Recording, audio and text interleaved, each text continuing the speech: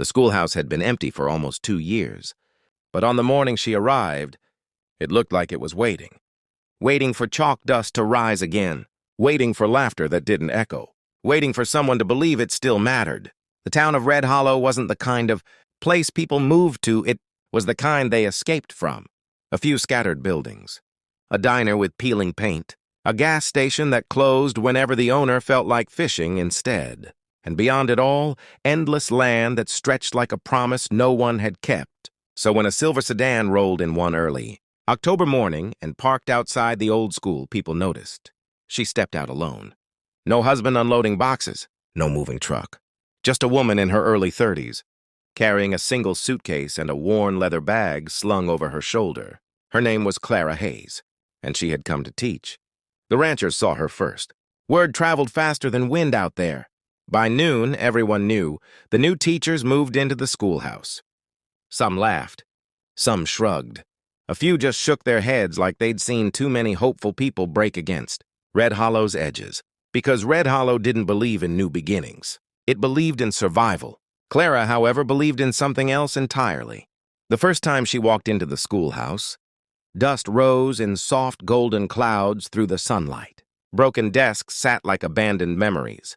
A chalkboard still carried faint ghostwriting, multiplication tables from another life. She set her bag down, rolled up her sleeves and whispered, "We can work with this." And she meant it. That same afternoon, she walked door to door through town. Most people didn't open theirs fully. Some spoke through cracked windows. Others pretended not to be home. But Clara didn't seem discouraged. She smiled the same way at everyone, like she already knew something they didn't. When she reached the Miller Ranch, the gate creaked open before she could knock. "You lost?" a voice called out. That was Ethan Miller, 42, sun-weathered, hands permanently marked by years of rope and responsibility. The kind of man who didn't waste words because life had already taken too many from him. Clara turned toward him. "Not lost. Just introducing myself. I'm the new teacher." He studied her like a storm on the horizon. "School's been closed." "I saw," she said simply. "Kids around here learn from their parents." "Some do," she replied gently. "But not all learning should depend on luck." That made him pause. Ethan had expected stubbornness, maybe desperation, not calm certainty. "You'll last a month," he said finally, almost as if it were a warning rather than a prediction. Clara smiled. "Then I'll make that month count." And just like that, she walked away. Ethan watched her go longer than he meant to. The next morning, Clara opened the schoolhouse doors. No announcements, no flyers, just a handwritten sign nailed to the front. "School is open. All children welcome. No exceptions." By noon, no one had come. By afternoon, 2 kids peeked through the window. By the end of the day, no one entered. But Clara still taught. She read aloud to empty desks, solved math problems on the board, told stories about cities most of them had never seen. And when the sun set, she closed her books like the room had been full all along. Ethan saw her from horseback on the 3rd day. He didn't plan to stop. He was just passing by. But something made him. Maybe it was the sound of her voice drifting across the empty yard, or the way she sat among those broken desks like they mattered. He dismounted slowly. "You really doing this every day?" he asked from the doorway. Clara didn't turn around. "Every day the door is open. You're wasting your time." She finally looked at him then, not offended, just curious. "Do you think time becomes less valuable when you spend it on people who need it?" Ethan didn't answer. Because there was no easy answer out here. The next week, something shifted. First, it was just one child, Liam, the blacksmith's son. Then Maria, who lived 2 miles out and walked barefoot most mornings. Then twins, who never spoke in class but always came early. The schoolhouse wasn't full, but it wasn't empty anymore either. And Clara taught like every child was a world worth saving. Ethan tried not to notice. But he did. He noticed how she bought extra pencils with her own money. How she fixed broken chairs with nails she brought from somewhere no one asked about. How she learned every child's name like it was a promise she intended to keep. One evening after class, he found her outside repairing the fence. "You don't get paid enough for this," he said. Clara wiped dust from her hands. "I didn't come here for money." "Then why?" She looked toward the horizon, where the land turned gold under the setting sun.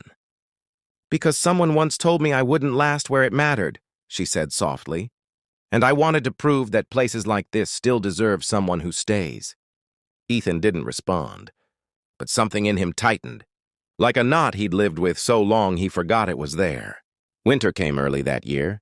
With it came hardship. The river flooded the lower roads.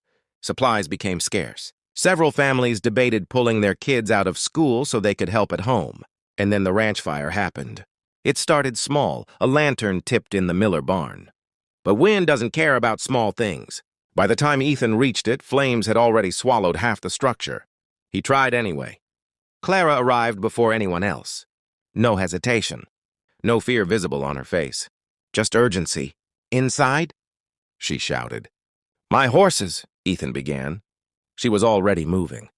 Together, they pulled gates open, drove animals out, shouted through smoke that stung like betrayal.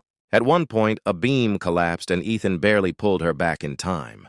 "You could have been killed," he yelled over the roar. "So could you," she shot back. "That's not the point." But she only looked at him, smoke in her hair, ash on her skin, eyes steady. "Maybe it is," she said. The fire took hours to die. The barn didn't survive, but everyone did. Afterward, Ethan stood. In the wreckage. Like he couldn't decide what hurt. More, the loss of the barn or the realization that she had never once considered, staying out of danger. "You always run toward things like that?" he asked quietly. Clara looked at the smoldering remains. "Only when I think people matter more than fear." For the first time, Ethan didn't argue. Something in him had already started changing. Spring arrived differently in Red Hollow. Not dramatically, not suddenly, but in small ways. The schoolhouse roof got repaired. More children came. Fewer parents hesitated. Even the diner started keeping milk again. And Ethan Miller started showing up at the schoolhouse more than he intended. At first it was practical, fixing a door, dropping off supplies. Then it wasn't. He'd stand at the back while Clara taught, watching the way she made even silence feel like understanding. One afternoon after class, he stayed behind. "You ever think about leaving?" he asked. Clara stacked books carefully. "Every place I've ever been." "That's not what I meant."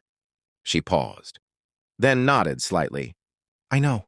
The air between them felt different now. Not heavy, just real. "I used to think strength meant holding everything together by yourself," Ethan said quietly. "Out here, that's how most of us survive." Clara looked at him. And now, he hesitated as if the answer cost something. "Now I think maybe we were just afraid of letting anyone help." For a long moment, neither of them spoke. Outside, the wind moved gently, through the fields, like the world itself had finally stopped rushing. Clara stepped closer, not enough to close the space completely, but enough to change it. "I didn't come here to fix Red Hollow," she said. Ethan met her eyes. "Then why did you come?" Her voice softened. "I came because I thought maybe it didn't need fixing. Maybe it just needed someone to care enough to stay when it was hard." Ethan exhaled slowly. For a man who had spent his life believing in distance, that felt dangerously close to hope. By summer, the schoolhouse wasn't just open. It was alive. And on the last day before break, as children ran laughing through the yard, Ethan stood beside Clara at the fence. "You were right," he said. "About what?" "That I'd be wrong about you lasting a month." Clara smiled faintly. "You said that a long time ago." "I remember." A pause. Then he added, quieter, "I'm glad you stayed." Clara looked at the children, at the land, at the place that had slowly learned how to breathe again. "I think I needed to, too," she said. And for the first time in a long time, Red Hollow didn't feel like a place people escaped from. It felt like a place someone had chosen, and that made all the difference.